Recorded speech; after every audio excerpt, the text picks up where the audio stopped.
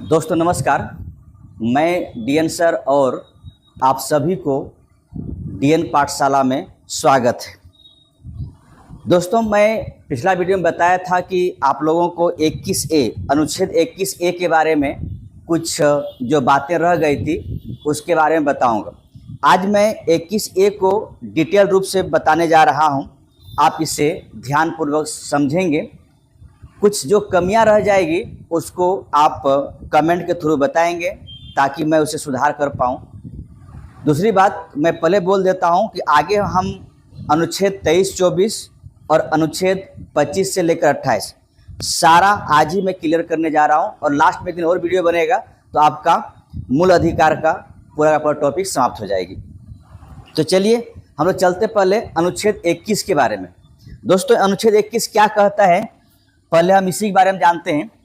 तो आर्टिकल 21 का ए ये क्या कहता है। दोस्तों ये तो पता है कि आर्टिकल 21 का ए जो है वो शिक्षा का अधिकार, ठीक है, बच्चों को शिक्षा का अधिकार दिया जाता है। खासकर बच्चों को शिक्षा का अधिकार,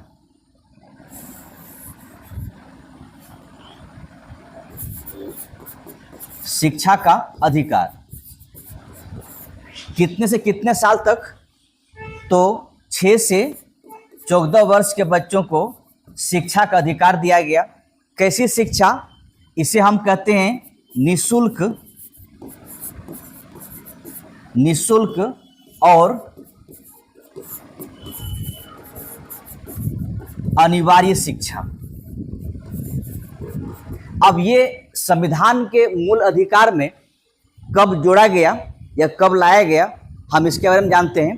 तो ध्यान रखिएगा कि संविधान के 86वां संविधान संशोधन 2002 के तहत एक संशोधन किया गया संविधान में।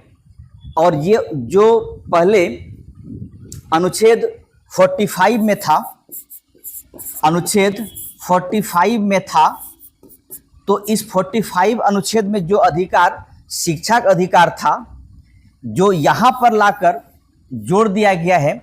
तो ये पहले 45 में था। इस 45 में क्या था कि यहाँ पर भी बच्चों को शिक्षा दिया जाएगी और शिक्षा कैसी, निःशुल्क होगा, ठीक है, निःशुल्क होगा। लेकिन ये है अनुच्छेद कहाँ का, तो है ये राज्य के नीति निदेशक तत्व में। इस आधार पर एक महान संविधान विशेषज्ञ जिसका नाम है केटी शाह, उसने कहे थे कि डीपीएसपी एक ऐसा संविधान में प्रावधान जोड़ा जा रहा है जो सरकार अपनी सुविधा अनुसार बैंक की चेक अदा की जाएगी। तो सरकार जब संविधान बने 1950 में से लेकर 2002 तक कोई ऐसी अनिवार्य शिक्षा हम लोगों को नहीं मिला। खासकर मैं अपने बारे में बताता हूं, जब मैं स्कूल में पढ़ रहा था उस समय ना मुझे ना बस्ता मिला, ना साइकिल मिला, ना फ्री का किताब मिला, ना मिड डे मील मिला। तो हम लोग खासकर मेरे साथ या मेरे सहपाठियों को नहीं मिला क्योंकि उस समय ये अमेंडमेंट नहीं हुआ था। उसके बाद दूसरी बात ये भी ध्यान रखें दोस्तों कि 45 आर्टिकल में अभी क्या हो गया है कि इसमें क्या है, तो 45 आर्टिकल में ध्यान रखें दोस्तों, इसमें अभी वर्तमान में क्या है कि जो बालिया अवस्था वाला बच्चा है, यानी कहने का मतलब वो बच्चा जिसका एज 3 से 6 वर्ष का है, उसे वहां पर पढ़ाया जाएगा। यानी इस 45 में वर्तमान में क्या कर दिया गया है, आंगनबाड़ी, ठीक है, आंगनबाड़ी वाली सुविधा दे दी गई है। यानी यहाँ पर बाल वाटिका, आंगनबाड़ी केंद्र या प्ले स्कूल के तौर पर सरकार उसको प्रमोट कर रही है, जो कि वहां पर 3 से 6 वर्ष के बच्चों को पढ़ाया जाएगा। ठीक, तो यहाँ पर हम डिस्कस कर रहे थे 21A के बारे में। तो यहाँ पर बच्चों को 6-14 वर्ष के बच्चों को शिक्षा दी जाएगी। कई शिक्षा, निःशुल्क शिक्षा और अनिवार्य शिक्षा। इसको कब जोड़ा गया? तो 86वां संविधान संशोधन में जोड़ा गया 2002 में। लेकिन दोस्तों लागू कब किया गया?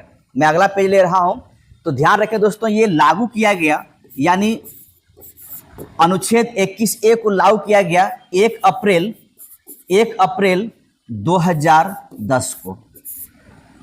सबसे बड़ी बात है क्या, एक इसमें फिर संशोधन होती है जिसको हम कहते हैं आरटीई 2009, यानी राइट टू एजुकेशन के तहत में हर नागरिक को या हर बच्चे को राइट टू एजुकेशन के तहत में 6 से 14 वर्ष के बच्चों को निःशुल्क शिक्षा दी जाएगी।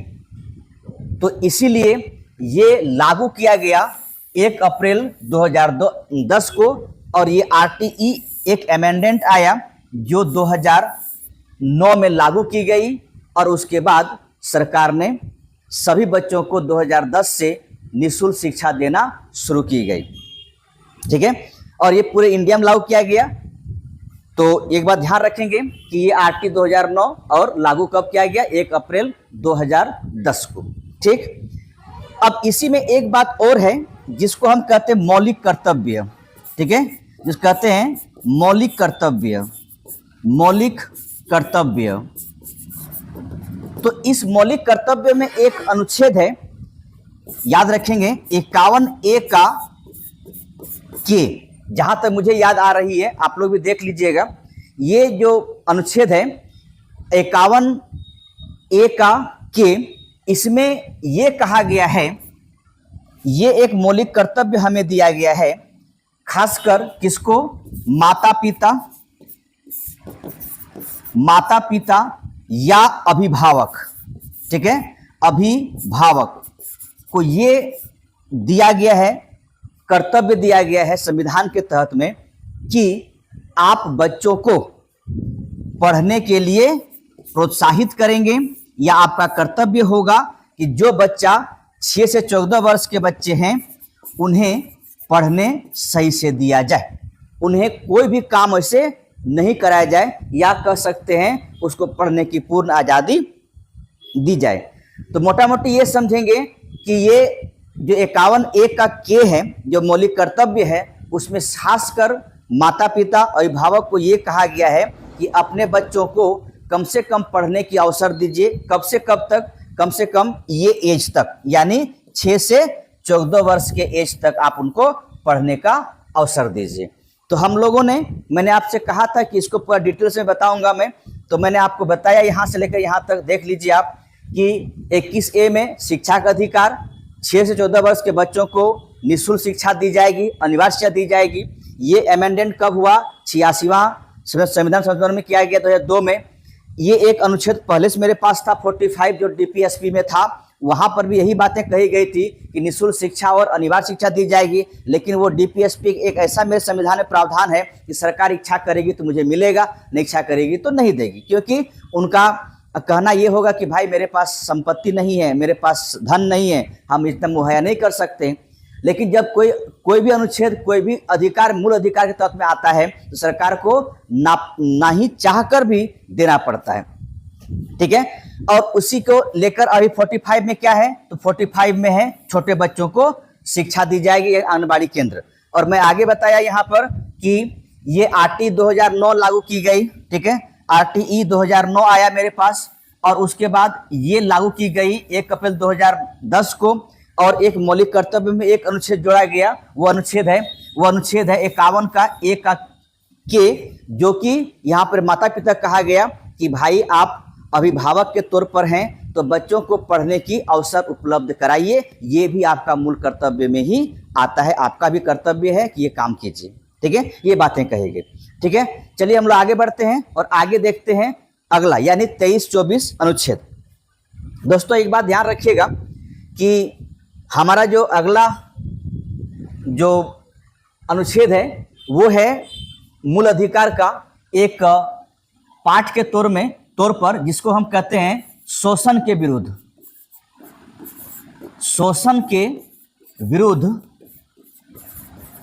अधिकार। अधिकार। ठीक है दोस्तों, यहां पे एक बात ध्यान रखेंगे कि यहां पे हम दो अनुच्छेद को पढ़ेंगे। कौन कौन अनुच्छेद? तो एक है अनुच्छेद 23 और एक है अनुच्छेद 24। देखिए यहां पर दो तीन बातें कही गई है। हम पहले अनुच्छेद 23 की बात करते हैं।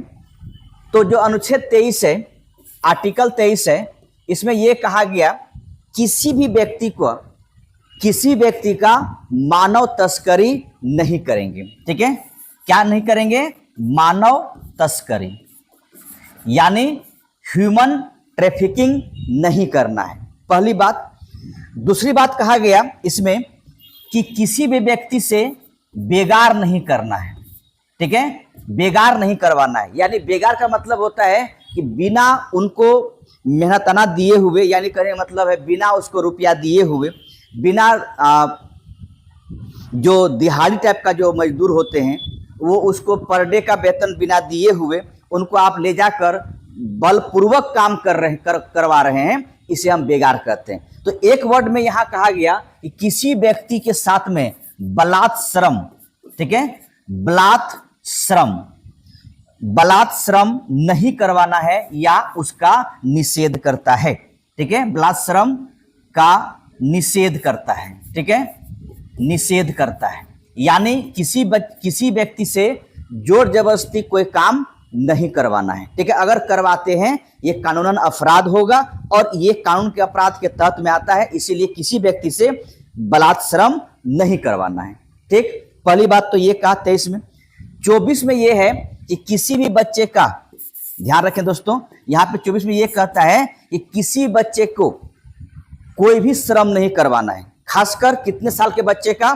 6 से 14 वर्ष के बच्चे को। क्यों नहीं करवाना है? क्योंकि ये हमारे बच्चे का क्या है? निःशुल्क शिक्षा के बारे में कहता है। क्योंकि ध्यान रखें दोस्तों कि ये निःशुल्क शिक्षा की जो प्रावधान है 2002 में नहीं है, इससे पहले से ही है। भले हमको 2002 के बाद मिला, तो उस समय सरकार ने, संविधान निर्माताओं ने दे दिया था 1950 में ही कि बच्चे को निःशुल्क शिक्षा दिया जाएगा। अब सरकार के पास पैसा नहीं है, धन नहीं है, तो क्या किया जाए? तो यहाँ पर यह भी कहता है कि किसी बच्चे को ना कारखाना में काम करवाना है, ठीक है, कारखाना में ना काम कर, ना ही खान में काम करवाना है। कारखाना का मतलब फैक्ट्री, खान का मतलब माइनिंग, जहाँ पे माइनिंग होता है, यानी जहाँ से कोयला, तांबा, अबरक, लोहा निकालते हैं। तो वहां पर किसी बच्चे का बाल श्रम, ध्यान रखें, यहां पर एक वर्ड में ध्यान रखेंगे, इसे हम कहते हैं बाल श्रम। किसी बच्चे से बाल श्रम नहीं करवाना है। ठीक, बाल श्रम नहीं करवाना है। तो इसको याद करने का एक बहुत अच्छी ट्रिक है, उसको आपसे याद कीजिएगा। ट्रिक यहां पर यह है कि ये है बाप, ये है बाप और ये है बेटा।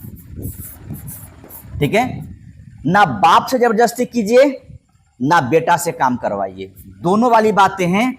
ना बाप से जबरदस्ती तरीके से काम करवाइए, मतलब मार धाड़ करके नहीं काम करवाना है।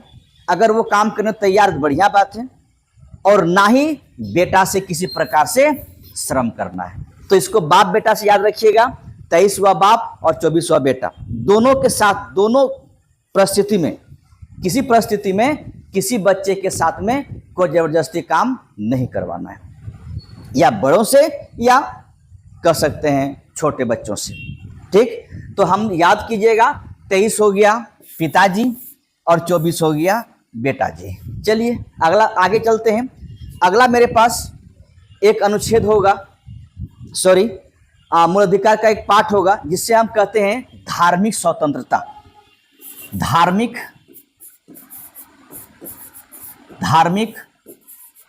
स्वतंत्रता का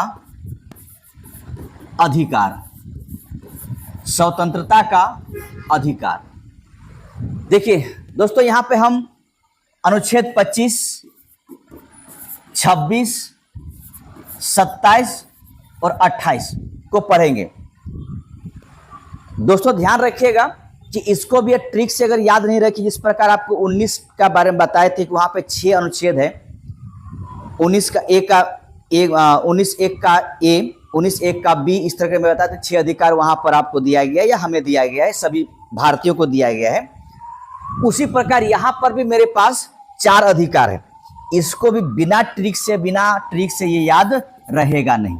ठीक है, कैसे याद करना है आप देखिए, इसको ट्रिक बता रहे हैं, याद कीजिएगा उस आधार पर।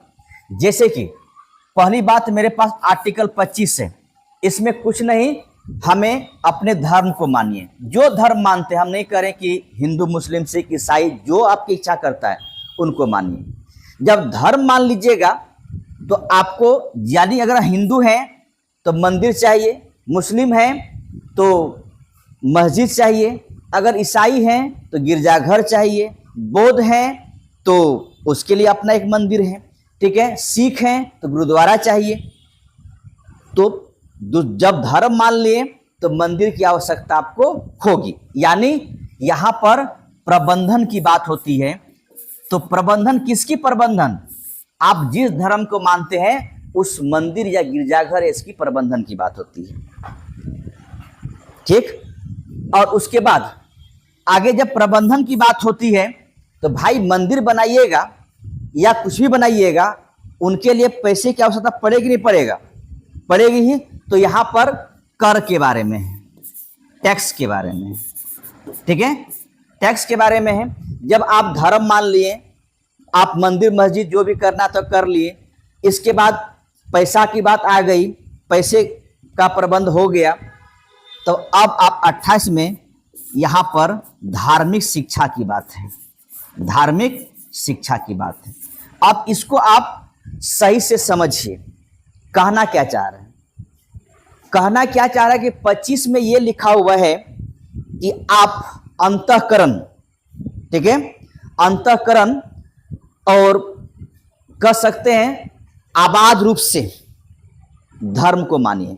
एकदम आप समझेंगे, यानी कहने का मतलब यहाँ पर है, कहने का मतलब शाब्दिक अर्थ यहाँ पर है, किसी भी धर्म को अंतःकरण दिल से मानिए और वो भी आबाद तरीके से मानिए, कोई तरह की पाबंदी नहीं।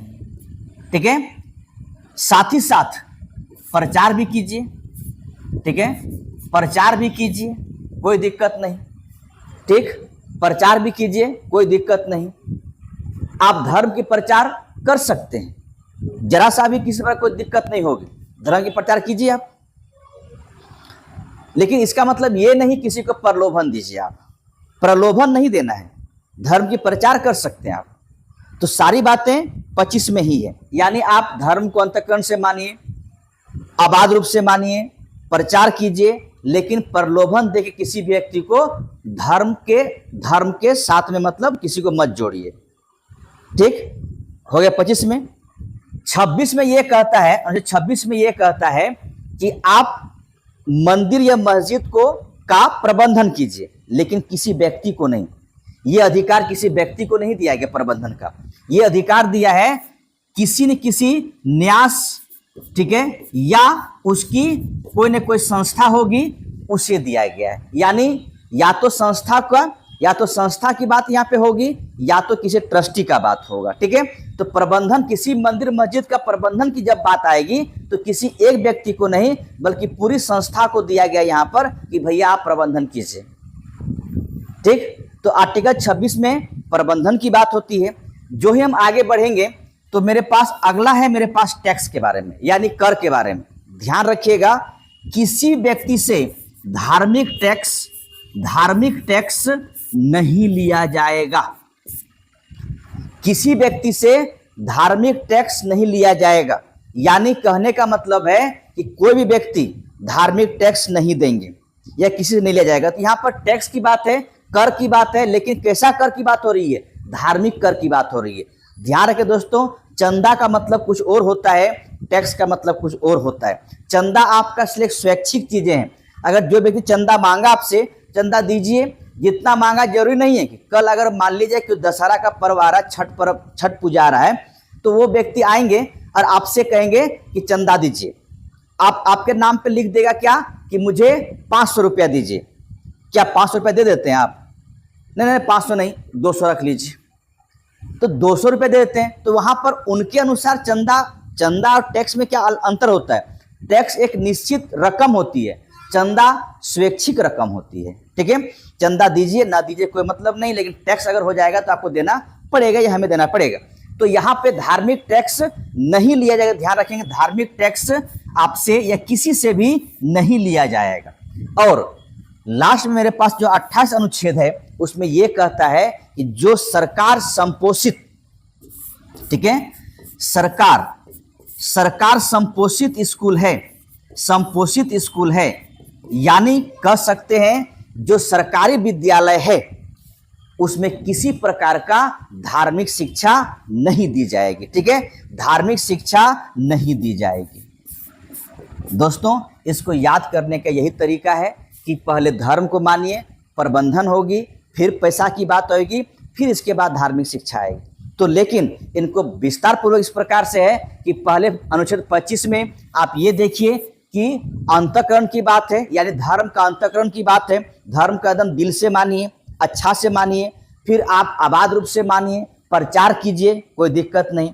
अनुच्छेद 26 में यह कहता है कि धार्मिक प्रबंधन की बात होती है, यानी मंदिर की प्रबंधन की, लेकिन मंदिर प्रबंधन किसी व्यक्ति को नहीं दिया जाएगा, कोई न कोई धार्मिक संस्था, न्यास बोर्ड को दिया जाएगा, ठीक। इसके बाद यहाँ पर 27 में कहते धार्मिक टैक्स की बात होती है, कोई भी आपसे धार्मिक टैक्स लिया नहीं जाएगा। चंदा देना अलग बात है, धार्मिक टैक्स की प्रबंध नहीं करता है, ठीक। और हमारे 28 में ये है, अनुच्छेद 28 में ये है कि धार्मिक शिक्षा की बात होगी, लेकिन धार्मिक शिक्षा वहां पर दी नहीं जाएगी जहां पर सरकारी स्कूल है या वो स्कूल सरकार द्वारा संपोषित है, वहां पे धार्मिक शिक्षा नहीं दी जाएगी, ठीक है दोस्तों। ये था हमारे आज का टॉपिक। हम फिर कल मिलते हैं। आप इसे देखिए, लाइक कीजिए, शेयर कीजिए, कमेंट कीजिए, जो बुराई रह गया, जो कमियां रह गई है उनके लिए कमेंट कीजिए। हम कल मिलते हैं फिर अगले वीडियो में। तब तक के लिए बहुत बहुत धन्यवाद। जय हिंद, जय भारत।